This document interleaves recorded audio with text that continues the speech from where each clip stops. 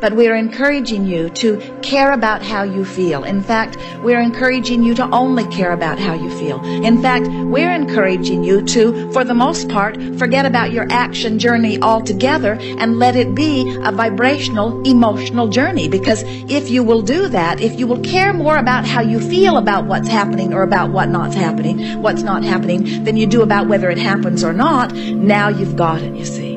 So someone says to you, how are you coming on that goal that you've been talking about? And you say, it's right on track. And they say, oh, has it begun to unfold in a way that you can see it? And you say, it's right on track. And they say, but has the money come in? Has the lover come in? Did you find the house you've been looking for? Did you lose that weight you've been wanting to lose? What's happened? And you say, it's right on track. And they say, no, I don't think you're understanding my question. What physical evidence do you have that is giving you the license to feel better? And that's when you say, I have left that old modality far, far behind, because I found out that I was going about it backwards. When I demanded that I get what I'm looking for first so that I can have an emotional response to what's already happened, now I'm not creating, now I'm just observing, I'm just regurgitating, I'm just responding, I'm just having knee-jerk reactions. Now I'm a conditional lover. Now I've joined the ranks of the other millions who are trying to control the conditions so that I can have a better feeling in response to the conditions. I'm no longer creating conditions. And if they are very wise in listening to your wisdom, they will say, well, how would someone go about creating a condition? And you would say, by using the condition as I always must to help me conclude what I would prefer, but then immediately taking my eyes off of the not preferred condition while I expectantly reach for an improved condition. And they would say, I didn't really hear what you said. Can you give it to me in easier terms? And you would say to them, I've learned that I'm healthier in my imagination than I am in my observation. Because when I imagine, I can make it just the way I want it to be. And they would say, oh, you're a dreamer. You're not a realist. And you would say, oh, I never face reality. I create reality. I don't look at what is and regurgitate more of it. I look at what is, automatically launch desires, and become the fuller version of that which I am, and then I feel my way into vibrational alignment with what I've become. So then they would say, you mean you don't set goals? And you say, not as such. I'm the blessed one, you know. You mean you don't set goals? You don't identify what you want? Oh yes, I do that all day, every day. I can't stop doing that. When someone's rude to me, I want them to be nicer. When I'm rude to someone, I want to be nicer. When someone says I'm bad, I want them to understand that I'm good.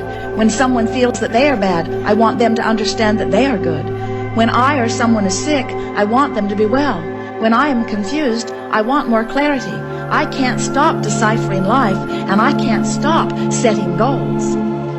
But something I've learned is that I automatically set my goals, and I've been setting so many of them that I've created this magnificent vibrational escrow. The source energy has all lined up and waiting for me. And now my work is to become vibrationally worthy of all of the good stuff that I've been asking for. Vibrationally worthy, they say. What in the world is vibration? How can somebody be vibrationally worthy?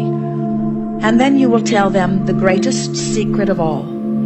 To be vibrationally worthy, you just have to care more than anything else, more than life itself, because it is life itself, how you feel. And then you have to be willing to work your thoughts around in whatever which way you can until you find relief from thoughts that don't feel good, and while you gradually replace them systematically with thoughts that feel increasingly better. Well, how does one go about that? Well, you look out at people who annoy you, and you feel the discomfort of that annoyance. And then rather than asking them to change their annoying behavior, you just work it around in your mind so that they don't annoy you so much. Your friend would say, that seems hard. And you would say, it was hard for me at first, because at first I was so accustomed to just responding to whatever was. I would see something and I would have a knee-jerk response to it. But later on, I began to understand that the knee-jerk response was just my initial reaction to their vibrational offering. And when I saw things that did not match who I am, I felt the discord of it. But then I became aware that I didn't need them to understand me, or to understand my needs or wants, or to agree with them in order for me to feel better. And in that acknowledgement came my first and my true recognition of my power and of my freedom. When I discovered that I no longer needed one other person on the planet to be even a little bit different in order for me to feel the way I wanted to feel, I found instant freedom, and I found something else. I found an ability to love them anyway. And when I found that I could love them anyway, I returned to the true nature of my being. And without even knowing I was doing it, I closed the gap between me, and I began to be the source energy being in a physical body that I was born to be. And then, as far as I am concerned, you can tell your friend, then I had my first real birth, where all that I was meant to be was focused with me in this moment. And then your friend might say to you, digging through horrible things that have happened even in this day somewhere on the planet, you mean you can look at this wretched experience and you can find joy and love in it? And you say, no, I can't look at things that are horrible and feel good. But by practicing looking at things that feel good, the horrible things don't show up in my life. I have to look pretty hard to find them. Law of attraction doesn't bring me the horrible things when I've tuned myself to the well-being things. And then say to your friend, and anyway, as I look out into this world, there's way more that's going really, really well than is going really, really wrong. Do you know how hard we have to look to scrape up the bad stuff? Who was it that decided that it was our job to find all of the problems and solve them? I found it, you can say to your friend, to be utterly overwhelming. And so I began to tune myself to the good things of life.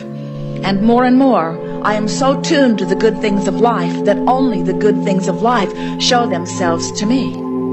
And then your friend might say, don't you feel a little guilty living such good life when there are others who don't?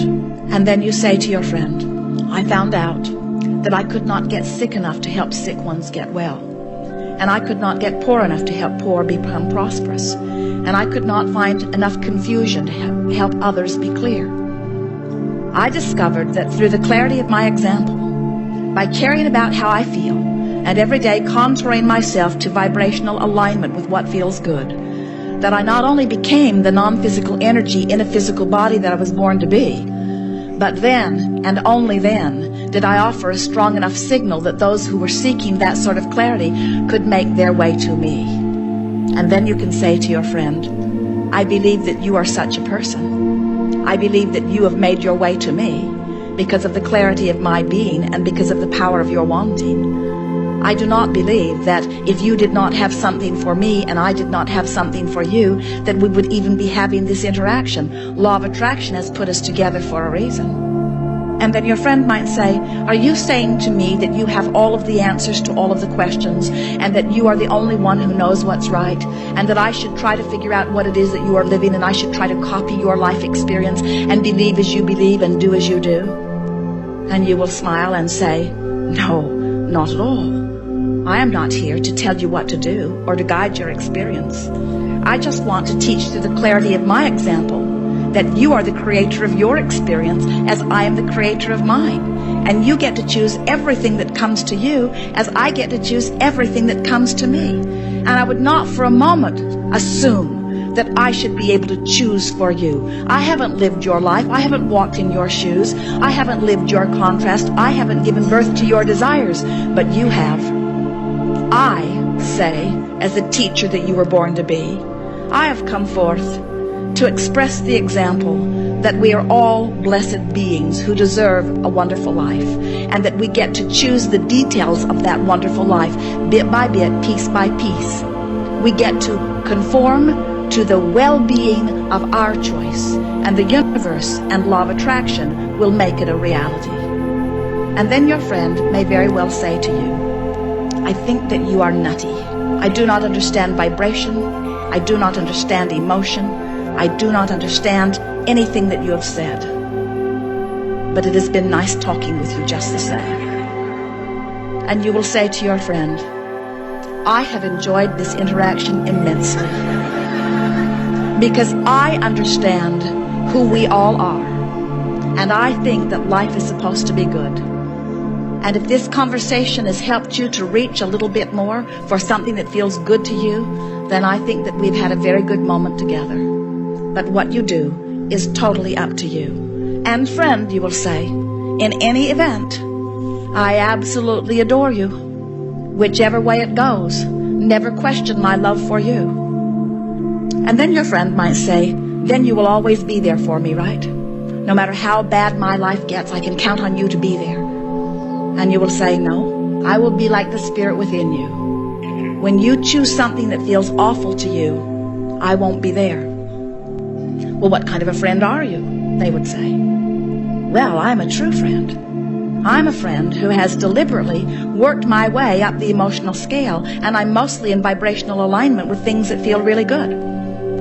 And I will promise you that I will stay here as best I can, and I will offer that signal so that anytime you get anywhere near it, law of attraction will put us together. And so I would like to make this promise to you, my friend, you will say to your friend. You will find me when you are feeling best. When you are loving yourself most, I'll be there. When you are loving me most, I'll be there. When you are loving life most, I'll be there. When you are loving your government most, I'll be there. When you are loving your experience in the moment, I'll be there.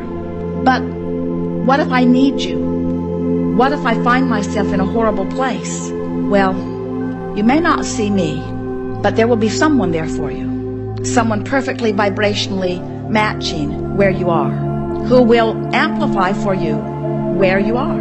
And just beyond that person who is amplifying exactly where you are will be another who represents the best that you can reach for from where you are. And eventually, you will be led by one to another, and by to another to another, and by another to another, and another to another, and eventually you'll find your way back to me.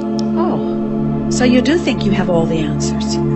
So you do think that you're the one who is the only one that is in the good place. And then you will give them the most important message of all. No, I'm not guiding you to anything specific, just to the feeling of well-being that is inherently who we all are. I want to be, you can say to them. And from what we feel from you, you can say it accurately. I want to be for you what I promised you I would be. I want to be an example of someone who always strives for fullest connection to source energy.